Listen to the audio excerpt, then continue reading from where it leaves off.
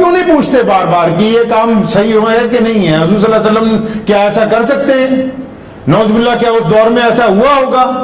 جو باتیں تمہارا دل گواہی دیتا کہ یہ نہیں جچ رہی، یہ دوسروں کی قوم سے مشابہت رکھتی ہیں، تو ان باتوں کو چھوڑ دیں بس۔ اللہ اکبر۔ اب شب برات آ رہی ہے، دیکھیں پرسوں کو اتوار کی رات کو شب برات ہے۔ نبی اکرم صلی اللہ تعالی وسلم کی متعدد احادیث ہیں شب برات کے متعلق۔ اب کوئی یوٹیوب پہ لگا ہوا حرام ہے، کوئی لگا ہوا حلال ہے، کوئی لگا ہوا ہے روزہ نہ رکھو، کوئی لگا ہوا ہے مسجد میں نہ جاؤ، کوئی کہہ رہا ہے فلاں جگہ نہ جاؤ۔ عبادت کی جو روح محمد رسول اللہ نے عطا کی ہے،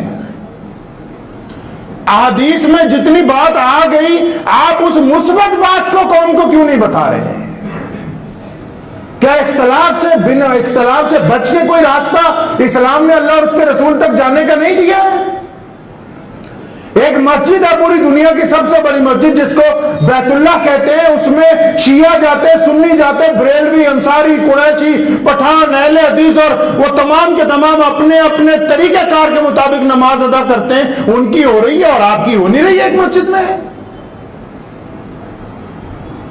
جتنے عقائد ہیں پوری دنیا میں مسلمانوں کے درمیان، اب وہ چاہے نیت یہاں پر باندھ لے، چاہے یہاں پر باندھ لے، چاہے وہ رفع دین کرے یا نہ کرے، یہ تمام کی تمام محمد رسول اللہ کی سنتیں ہیں۔ تو ایک دوسرا بندہ اگر کسی اور سنت کی ادائیگی کر رہا ہے اور آپ اس سنت کی ادائیگی کو وجہ بنا کر اپنے بھائی کی دشمنی کر رہے ہیں، تو پھر آپ کوئی اعلیٰ ترین مسلمان نہیں بن گئے ہیں۔ دل میں اتنی جگہ ہونی چاہیے کہ اپنے دوسرے مسلمان بھائی کو آپ مسجد کے اندر اس کے امام کے مطابق نماز پڑھنے کی اجازت دیں۔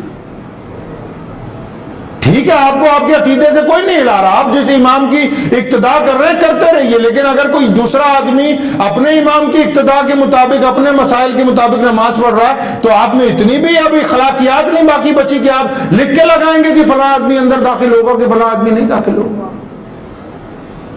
شب برات کی رات ہے یار، اتنی بات تو احادیث پڑھ کے دل سے پوچھ لیا کرو نا، کیا جائز ہے کیا ناجائز ہے۔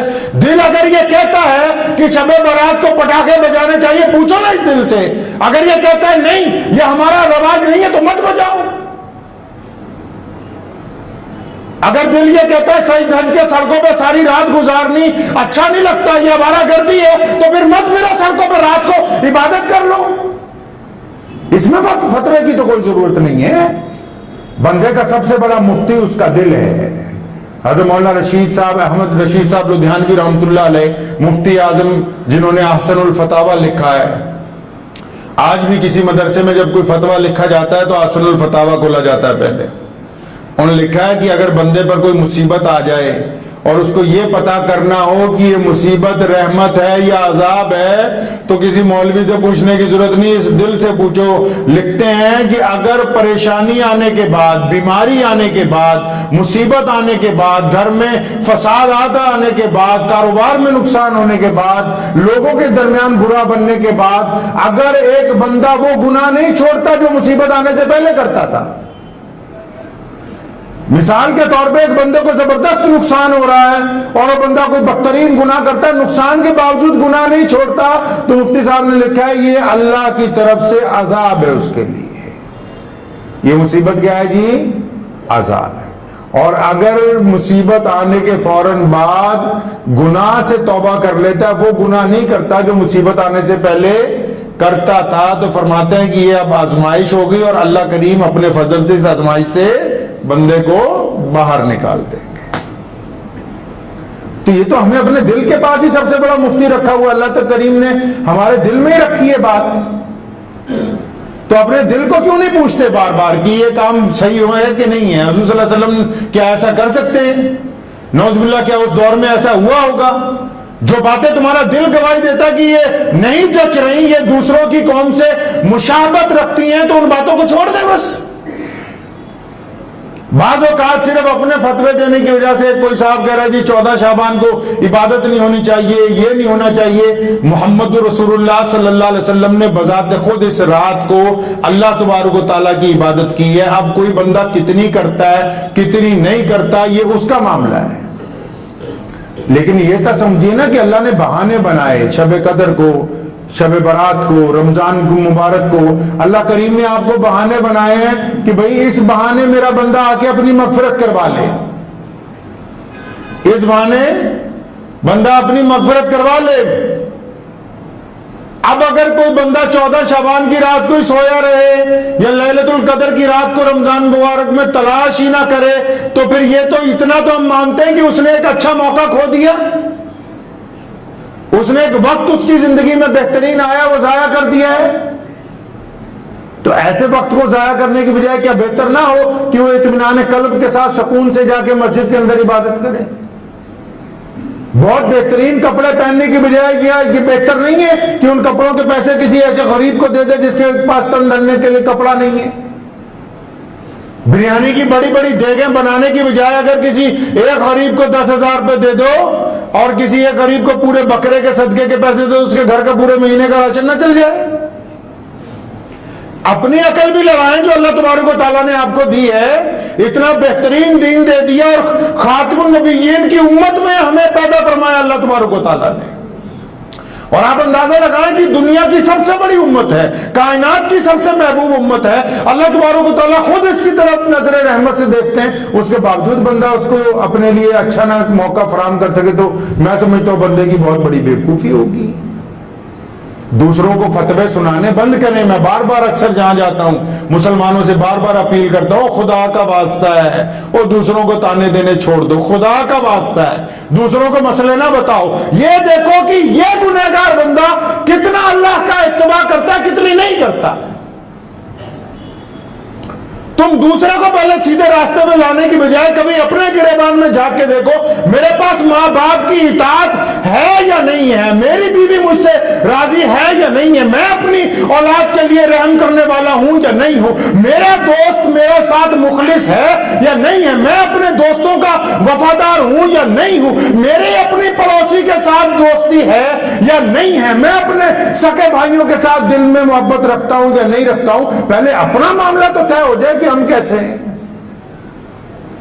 اپنا معاملہ خراب ہے، دوسروں کو فتوے پہ فتوے دے رہے ہیں۔ اللہ تبارک و تعالیٰ نے سب سے پہلے آپ سے بات کرنی ہے۔ قبر کے فرشتے نے یہ نہیں پوچھنا کہ تو اپنے پڑوسی کو فجر میں لے جاتا یا نہیں لے جاتا تھا، اس نے یہ پوچھنا تو نماز پڑھتا تھا کہ نہیں پڑھتا تھا، یہ بتا۔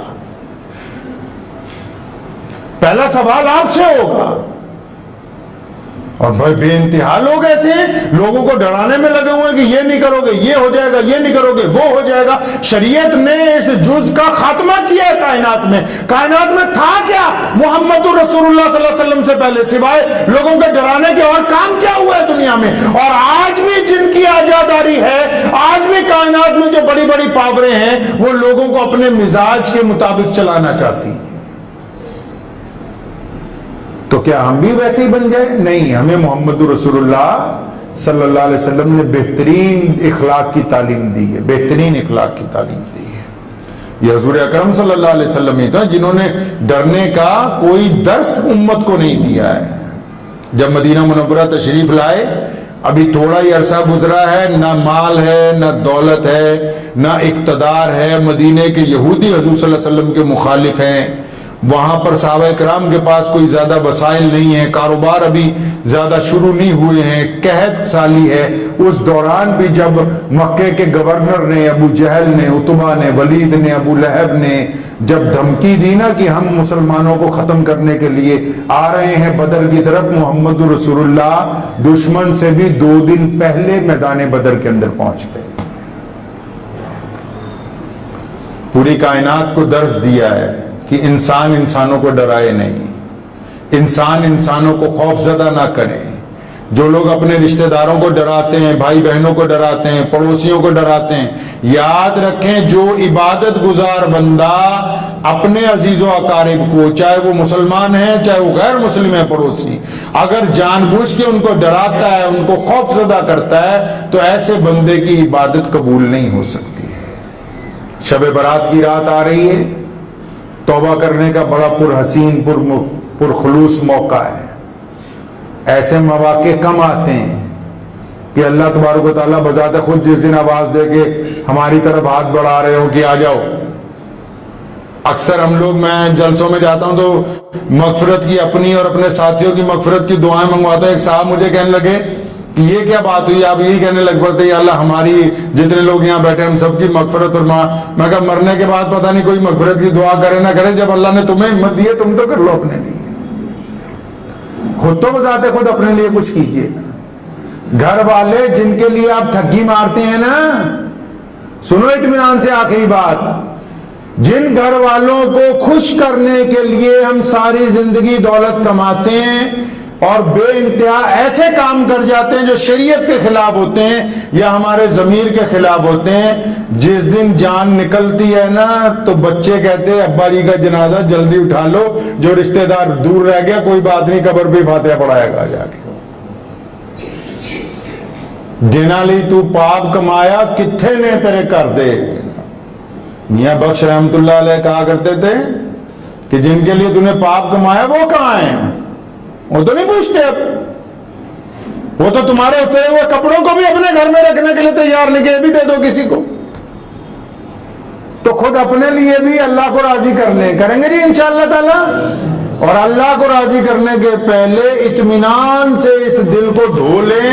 اگر اس دل میں کسی کی برائی ہے، اگر اس دل کے اندر دوسرے کے لیے کینہ ہے، بغض ہے، عداوتیں ہیں، اور ایسے پلان بنا رکھے ہیں کہ فلاں کی بیٹی سے زنا کروں گا، فلاں کی لڑکی کو پھنسا لوں گا، فلاں کے ساتھ ٹھگی مار کے اتنے پیسے کما لوں گا، فلاں کو بے عزت کر سکتا ہوں میں، فلاں کا میں نقصان کر دوں گا، یہ تمام کوڑا کرکٹ لے کے اگر اس کوڑے کرکٹ کے ساتھ آپ مسجد میں آ کے سجدہ کریں گے تو وہ سجدہ آپ کے منہ پہ مار دیا جائے گا، قبول نہیں ہوگا.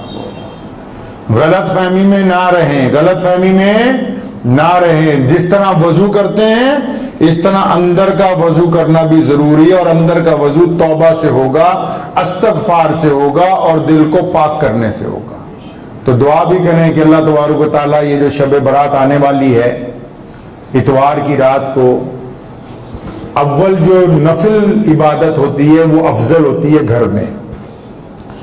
گھر میں بھی کریں، اگر مسجد میں آنا چاہتے ہیں مسجد کے اندر بھی آ سکتے ہیں، مسجد میں آ کر بھی عبادت کر سکتے ہیں. پوری امت کے لیے دعائیں مانگے، اپنے لیے مانگے اور ان لوگوں کے لیے دعائیں مانگے جن کا آپ پر حق ہے، جن کو آپ سے امید ہے. کئی ایسے لوگوں کا انتقال ہو جاتا ہے جن سے آپ کو بڑی محبت ہوتی ہے اور وہ روز انتظار کرتا ہے کہ شاید ہمارے لیے عبد الرحمان دعا کرے گا، محمد شفیع دعا کرے گا، اس کو تو پتہ ہی نہیں کہ فلاں سے میری محبت انتقالوں کے بعد ختم ہو گئی. ان لوگوں کے لیے دعائیں کریں جن کا آپ پر حق ہے، جو منتظر ہیں اپنی قبروں میں کہ شاید وہ فلاں میرا دوست سارا دن میرے ساتھ پھرتا تھا، فلاں میرا وہ یار، ہم نے فلاں فلاں کام اکٹھے کیے تھے. ماں باپ منتظر ہیں کہ ہماری اولاد جن کو ہم نے اپنا خون پلا کے بڑا کیا. پڑوسی منتظر ہیں کہ جن سے محبتیں رہیں. جو لوگ دنیا سے جا چکے ہیں یاد کر کر کے ایک ایک کا نام لے کے ان کی مغفرت کی دعائیں کریں. یہ ان کا آپ کے اوپر حق ہے. اور شب برات کی رات کو کوئی ایسا کام نہ کیجئے جس میں آپ کا دل آپ کو ملامت کرے، صبح کو ایسا لگے کہ یہ رات ضائع ہو گئی. چاہے وہ سڑکوں پر آوارہ گردی ہے، چاہے وہ پٹاخے چلانے ہیں، چاہے وہ سارا دن باہر بیٹھ کے رات کو ساری رات اس دن چائے پیتے رہیں، خرافات کرتے رہیں، چگلیاں کرتے رہیں. کوئی ایسا کام نہ کیجئے کہ صبح کو آپ کا دل کہے کہ عثمان یار رات ضائع ہو گئی، یہ ہاتھ سے نکل گئی، کوئی فائدہ نہیں اس کا ہوا. تو شب برات کی رات کو کوشش کریں کہ اللہ تبارک و تعالی ہم سب کو اس کے اوپر صحیح معنی میں عمل کرنے کی توفیق عطا فرمائے. وآخر دعوانا الحمدللہ رب العالمین. مجھے امید ہے کہ آپ کو یہ ویڈیو پسند آئی ہوگی. اگر پسند آئی ہو تو یہ آپ اپنے دوستوں کے ساتھ شیئر کریں اور اس چینل کو سبسکرائب ضرور کریں.